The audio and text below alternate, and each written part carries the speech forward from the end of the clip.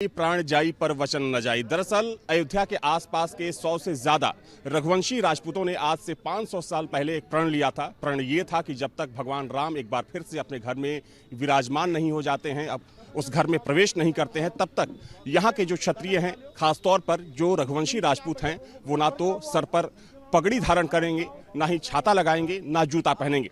देखा जाए तो 500 सालों का वक्त गुजर चुका है। हालांकि वो शुभ घड़ी अब बिल्कुल करीब है और वैसे में जो तमाम यहाँ के रघुवंशी राजपूत हैं, जिनको सूर्यवंशी राजपूत भी कहा जाता है, वो अब अपने प्रण को तोड़ने वाले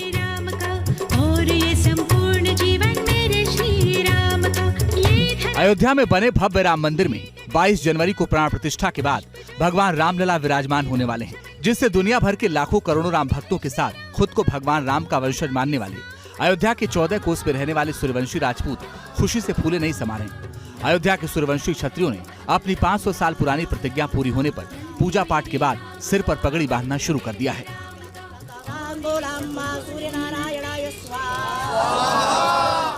ये इसलिए रखा गया है कि जो है हमारे पूर्वज ने यहीं से ही 90,000 सूरवंश क्षत्रियों को लेकर के जब युद्ध लड़ने गए थे, यहीं से सूर्य भगवान के सामने हमारे कुल देवता हैं, हाँ, यही सामने सब लोगों ने कसम, हमारे पूर्वज ने कसम खाई थी कि जब तक राम मंदिर को उद्धार नहीं करा लेंगे तब तक जो है हम जो है पगड़ी और जूता पनही सब जो है धारण नहीं करेंगे। तो हम लोग यहीं से हमारे पूर्वज ने कसम खाई थी, हम लोग यहीं से जो है आज उनकी प्रतिज्ञा पूरी हो गई है। यहीं से हम लोग जो है सूर्य भगवान का दर्शन कर करके और अपने गजराज बाबा का नाम जयकारा लगाते हुए उनका और जो है हम लोग पगड़ी धारते हैं।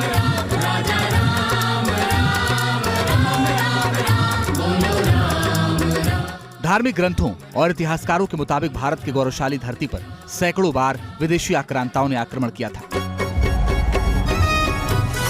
और भारत की वैभवशाली संस्कृति और महान सनातन परंपरा पर सबसे ज्यादा आघात पहुंचाया।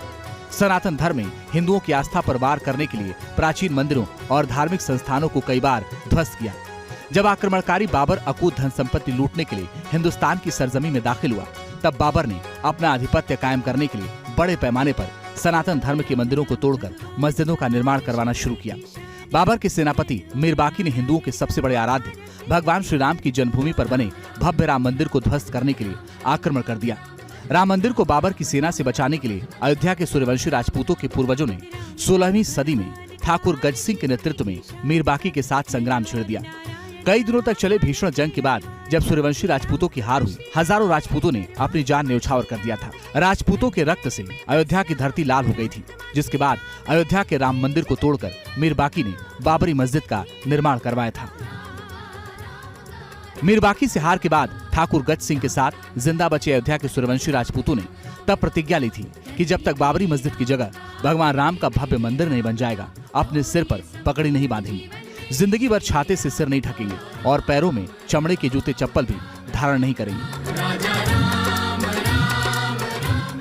हम लोग को आज ये प्रतिज्ञा पूरी हुई, हम लोग को बहुत खुशी है। माननीय प्रधानमंत्री जी, माननीय मुख्यमंत्री योगी जी का मैं 2 लाख धन्यवाद देता हूँ।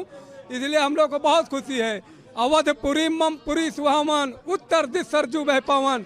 जो हम लोग को बहुत अपार खुशी है। अब जो है हम लोग गोले तमाशे पड़ाके सब पूरा जो है पूरा 22 तारीख को हम लोग जश्न मनाएंगे।